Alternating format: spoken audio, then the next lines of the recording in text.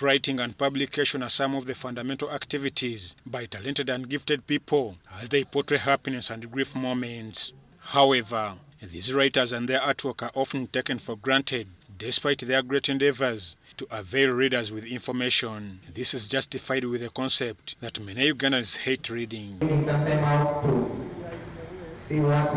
UNESCO on 23rd April 1995 declared the World Book Day with the aim of giving each child and a young person a book to read on their own to develop the reading culture. At the launch of this year's 25th celebrations, Evariste Tumwesje, the Commissioner of Community Development and Literacy under the Minister of Gender, Labour and Social Development, who represented Minister Betty Among, said there is need to instill a reading culture in young ones. My age and my mother's age, to retrieve the stamina in reading and writing may be very difficult. But when we begin with the young ones, then we are building a critical mass. The introduction of competence-based curriculum,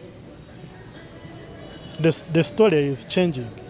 And I think what I am witnessing today, whereby the real life stories are documented, what used to happen around the fireplace. Book publishers, however, decried the pressing issues that bother their art. If you go to the National Library of Uganda, which is the first part for us as authors, where we should get our market from, even if you reach their displays, they have international donated books, meaning they're not even helping us marketing our local books. Corporate here, if someone pirates your work, you can use international law against that.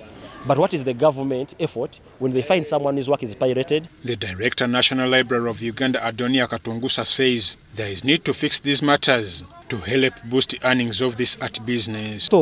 Costs involved in the production, the printing, the designing, the what, which are done by the publisher. So when you look at the cost and then the publisher is telling you, I'm going to give you 10%, you look at it as you are being disadvantaged, not knowing that if you are to start from the beginning, those production costs, you would actually not even get that one.